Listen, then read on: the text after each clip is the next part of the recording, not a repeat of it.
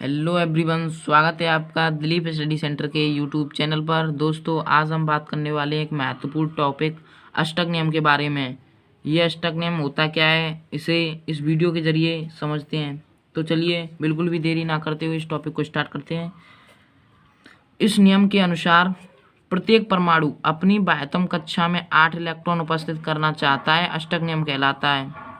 इस नियम के अनुसार प्रत्येक परमाणु कोई भी परमाणु हाइड्रोजन, हीलियम, लिथियम, बोरोलियम, बोरोन, कार्बन, नाइट्रोजन, कोई भी परमाणु अपनी बाह्यतम कक्षा में, बाह्यतम कक्षा क्या होती है अभी हम आपको बताएंगे, अपनी बाह्यतम कक्षा में 8 इलेक्ट्रॉन उपस्थित करना चाहता है, यह अष्टक नियम कहलाता है। तो चलिए उदाहरण के जरिए समझते हैं। माना हमने उदाहरण ले लिया सोडियम क्लोराइड NaCl। तो Na की बाह्यतम कक्षा में 1 इलेक्ट्रॉन होता है। Na की बाह्यतम कक्षा में एक इलेक्ट्रॉन और Cl की बाह्यतम कक्षा में 7 इलेक्ट्रॉन। इस तरह से ये हो गए 1 2 3 4 5 6 7 इलेक्ट्रॉन हो गए। अब क्या बोल रहा था अष्टक नियम कि प्रत्येक परमाणु अपनी बाह्यतम कक्षा में 8 इलेक्ट्रॉन, इसकी कक्षा में 7 इलेक्ट्रॉन, इसकी कक्षा में 1 इलेक्ट्रॉन। लेकिन आपके मन में डाउट उठ रहा होगा कि इसकी बाह्यतम कक्षा में एक इलेक्ट्रॉन कैसे और इसकी बाह्यतम कक्षा में 7 इलेक्ट्रॉन कैसे, सर ने कैसे बताया ये। तो हम बताते हैं कुछ आपको। ये कुछ इस प्रकार का परमाणु होता है दोस्तों। 2 3 4 परमाणु में 4 कक्षाएं होती हैं, K L M N। ये 4 कक्षाएं होती हैं और सोडियम का परमाणु क्रमांक होता है 11। इसका परमाणु क्रमांक 11 होता है। तो इसका इलेक्ट्रॉन विन्यास KLMN में करेंगे तो 2, अरे दिखाई नहीं दे रहा थोड़ा, अब दिखाई देगा, 2 8 18 32 कुछ इस प्रकार से इलेक्ट्रॉन इन कक्षाओं में भरे जाते हैं। तो जब सोडियम का 11 है तो कुछ इस प्रकार से इसका भरा जाएगा 2 8 और 1, 2 और 8 10 और 1 11। ये बाह्यतम कक्षा, ये परमाणु की M कक्षा में यही उसकी बाह्यतम कक्षा होगी। इसमें 1 इलेक्ट्रॉन है तो यही इसकी बाह्यतम कक्षा है। तो हमने बोला ना बाह्यतम कक्षा में 1 इलेक्ट्रॉन इस प्रकार से आया। और Cl की बाह्यतम कक्षा में 7 इलेक्ट्रॉन किस प्रकार से आया इसे भी बता देते हैं। जैसे Cl का होता है परमाणु क्रमांक 17, तो इसका भी कर लेते हैं।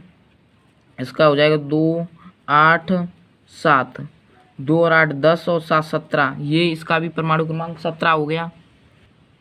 तो इस प्रकार से Cl की बाह्यतम कक्षा में भी 7 इलेक्ट्रॉन, इसी M कक्षा में ही है 7 इलेक्ट्रॉन।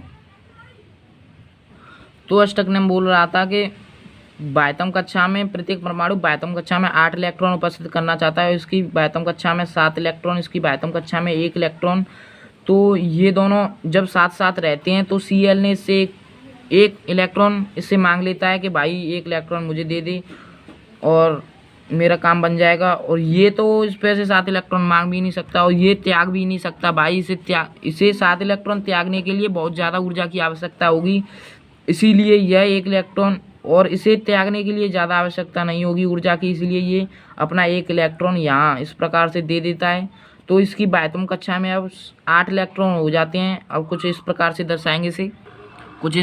दर्शाएंगे जब इसने यहाँ पर 1 इलेक्ट्रॉन था और ये इलेक्ट्रॉन इसने इसे दे दिया और इसकी यहाँ पर 7 इलेक्ट्रॉन थे, तो एक जुड़ेगा तो 8 हो जाएगा। तो ये इलेक्ट्रॉन यहाँ से यहाँ चला गया, यहाँ पर भी 8 और यहाँ पर भी 8। तो सोडियम की बाह्यतम कक्षा में 8 इलेक्ट्रॉन और Cl की बाह्यतम कक्षा, क्लोरीन की बाह्यतम कक्षा में भी 8 इलेक्ट्रॉन। और अष्टक नियम क्या बोल रहा था हमसे कि प्रत्येक परमाणु अपनी बाह्यतम कक्षा में 8 इलेक्ट्रॉन उपस्थित करना चाहता है, अष्टक नियम कहलाता है। तो आई होप आपकी समझ में आया होगा। और ये इस प्रकार से Cl यहाँ पर इलेक्ट्रॉन ग्रहण कर रहा है और सोडियम त्याग रहा है। तो ये कुछ इस तरह से हो जाता है Na+Cl-, क्योंकि इस पर ऋणात्मक चार्ज है, इसने उधार लिया है तो इस पर ऋण हो जाएगा और इस पर इसने त्यागा है तो इस पर धन हो जाएगा। आपकी समझ में आ गया होगा दोस्तों। तो चलिए कुछ महत्वपूर्ण बिंदु भी ले लेते हैं।